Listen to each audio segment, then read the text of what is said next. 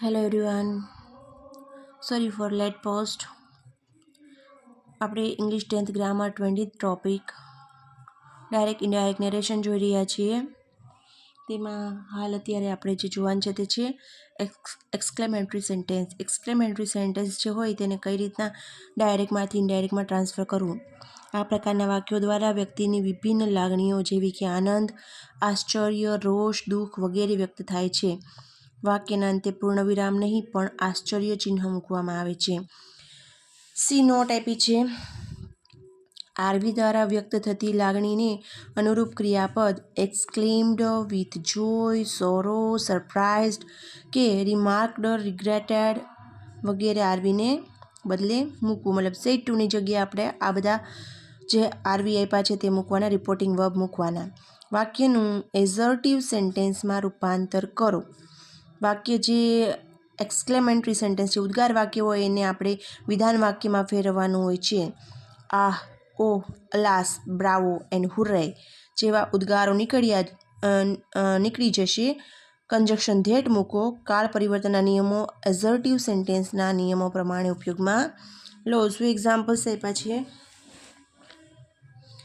The mother said how beautiful she looks. ઉદ્ગાર ચિહ્ન inverted comma.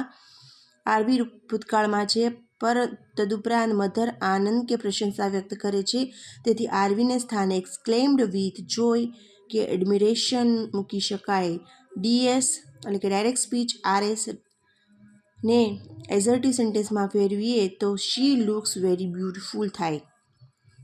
વાક્ય નીચે પ્રમાણે થશે: ધ મધર એક્સક્લેમ્ડ વિથ એડમિરેશન અથવા તો જોય ધેટ શી લુક્ડ વેરી બ્યુટીફુલ. કારણ કે વાક્ય જે છે તે છે સાદા વર્તમાન કાળમાં, તેનું થાય સાદો ભૂતકાળ. The boy said bravo, I have won the prize. The boy exclaimed with joy that he, આઈનું મતલબ the boy, he had won the prize. અહીં બ્રાવો શબ્દ નીકળી ગયો. વાક્ય પરફેક્ટ પ્રેઝન્ટ ટેન્સમાંથી નિયમ પ્રમાણે પરફેક્ટ પાસ્ટ ટેન્સમાં ફેરવ્યું. સી થોડોક ચાર્ટ આપ્યો છે. ટાઈપ, રિપોર્ટિંગ વર્બ્સ અને કંજક્શન શું આવશે એનો આ એક શોર્ટ ચાર્ટ યુઝ કરી લઈએ, યાદ રાખી લઈએ તો આપણા માટે ઇઝી રહે છે complete. Direct to indirect transaction કરવું હોય ત્યારે. હા, ટેન્સનો તો એઝ યુઝ્યુઅલ જે આગળનો ચાર્ટ હતો તે આપણે યાદ રાખવાનો રહે છે. વિધાન વાક્યમાં રિપોર્ટિંગ વર્બ તરીકે ટોલ્ડ અથવા એડેડ અથવા રિપ્લાઇડ મૂકવાનું રહે છે અને એમાં કંજક્શન તરીકે પ્રશ્નાર્થ વાક્ય જે હોય છે તે asked, inquired of, if, whether, WH question word વગેરે. આજ્ઞાત હોય તો રિક્વેસ્ટેડ, ઓર્ડર્ડ, એડવાઇઝડ, સજેસ્ટેડ માં ટુ અથવા નોટ ટુ. ઉદ્ગાર વાક્ય exclaimed with joy, sorrow, ETC અને એમાં કંજક્શન તરીકે ધેટ આવશે.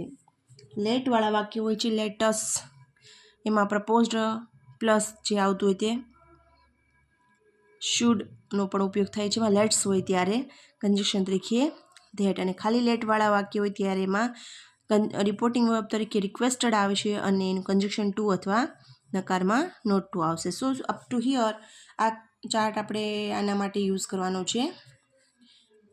ઓકે, એક્ઝામ્પલ્સ અહીંયા આપ્યા છે.